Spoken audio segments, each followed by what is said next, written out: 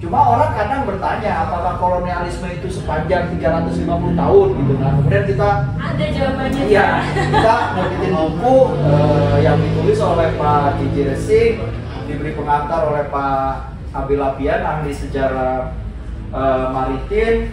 Di situ Pak Racing ini sebagai sejarawan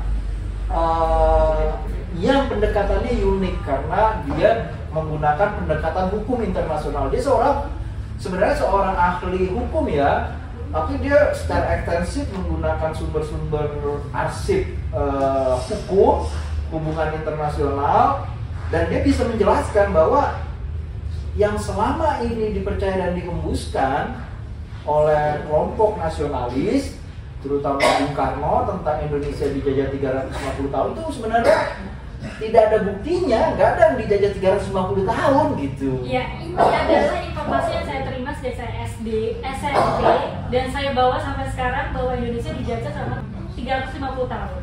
Kemudian dijajah Jepang selama 3,5 tahun. Nah, sekarang mungkin dari sudut pandang Bang J.J. Rizal ini penjelasannya gimana? Ya, itu ada beda antara politik dengan sejarah ya. Ketika itu disebut 350 tahun, itu sebenarnya urusan politik. Orang harus lihat kenapa Bung Karno memproduksi sebutan kita dijajah 350 tahun. Waktu Bung Karno bicara itu, Bung Karno sedang menghadapi masalah yang rumit. Kita baru merdeka, katanya Urip Sumoharjo, negara kok sonder tentara ya.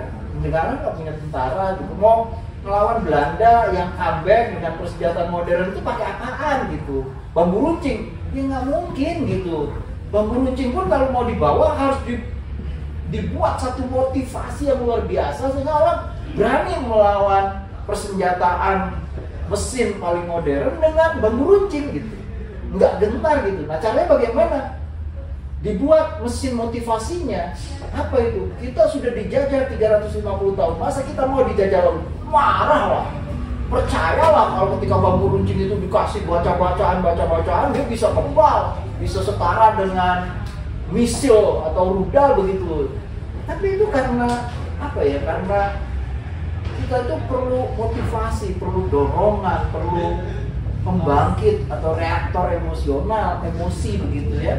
Jadi dan Soekarno itu dramatisasi. Iya, dramatisasi. Ya, yang membakar semangat warga. Iya, Soekarno tuh paling jago ya membuat dramatisasi seperti itu dan banyak produknya. Tapi Soekarno sendiri orang yang menyadari bahwa ada lifetime-nya, ada waktunya. Kita harus menyudahi istilah 350 tahun. Persoalan besarnya kan kita nggak pernah menyudahi, kita terus-terusan buku pelajarannya dipakai sehingga kamu itu Pandu itu jadi korbannya kan, korbannya bahwa kita dijajah 350 tahun.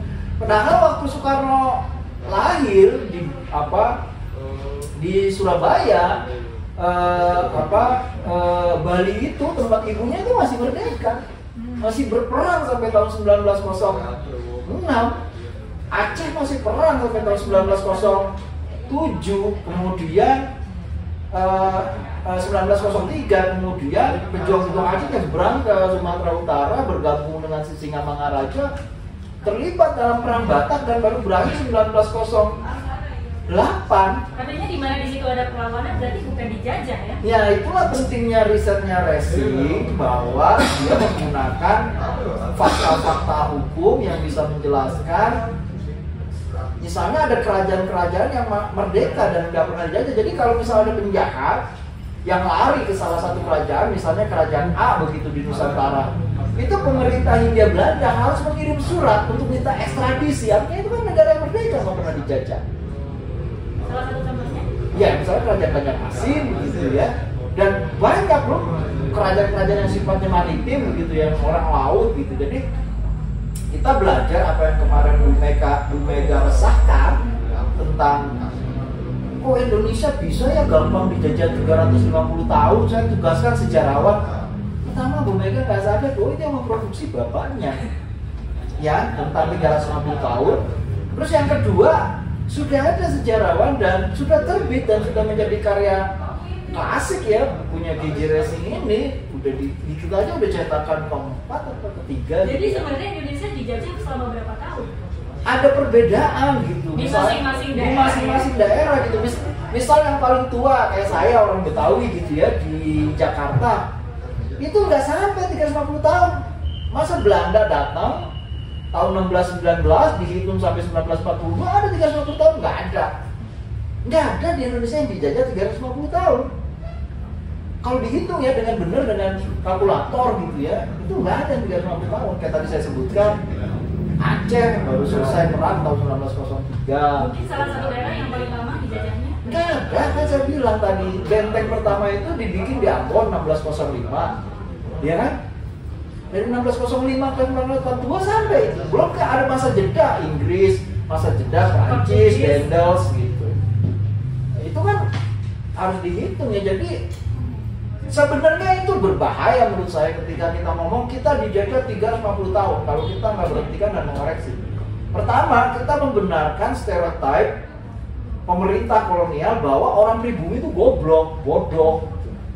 Tapi kan emang salah satu maksud dan tujuan para kolonial ini membuat seakan-akan memang orang pribumi bodoh gitu. Ya artinya kalau kita pakai dan terus-menerus nggak mengoreksi apa yang dikatakan oleh Bung Karno tentang kita dijajah 350 tahun, ya emang kita bodoh. Karena itu membuktikan kepada apa ya, kalau kita di buku-buku pelajaran itu tidak segera mengoreksi kita dijajah 350 tahun, bahwa itu keliru, itu salah, anak-anak itu tidak akan dapat motivasi karena bilang emang leluhur kita tuh oncom gitu loh, gampang banget dijajah karena bodoh.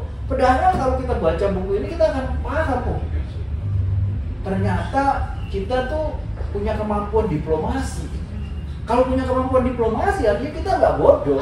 Berarti kayaknya buku sejarah yang ada di sekolah-sekolah tuh diganti ini aja sih, Bang. Iya, kepinginnya ya kita juga baru nerbitin kan buku perang melawan penjajah ya. Itu berisi ratusan perang, 500 perang gitu ya. Buku baru itu 1000 halaman lebih. Itu juga menggambarkan selain kita manusia yang cerdas, kita juga punya kemampuan menyusun strategi perang sehingga melakukan banyak perang. Bayangin ya kalau 500 perang, berarti Belanda itu harus menghadapi perang sejak dia datang tahun 1596 sampai sekarang. Itu lebih dari 2 setiap tahun. Iya, artinya kita tuh bukan leluhur. Anak muda jadi bangga gitu. Ternyata kita itu kalau nonton film pertempuran itu yang leluhur kita dulu fight kayak gitu hebat. Jadi mereka punya motivasi gitu. Sekarang kan enggak. 350 tahun lah ya terima. Tapi menurut Bang JJ, di momentum apa kira-kira kita bisa mengubah mindset itu dan juga mengubah sejarah yang sudah terlanjur tertanam selama ini? Ya persoalannya adalah kadang-kadang sejarah dengan politik itu berjalan di 2 rel yang berbeda. Ya, ada kepentingan politik yang meminta sejarah ABCD itu tidak boleh diungkapkan, tidak boleh diajarkan di sekolah, karena dianggap tidak motivasi, tidak menurunkan semangat anti kolonialisme. Jadi kalau kita sebut enggak 350 tahun, seolah-olah tuh kita menentang. Kita itu nggak nasionalis gitu loh, kita dijajah menderita panjang begitu. Nah, itu menurut saya justru problem, artinya kita menunjukkan bahwa kita bodoh.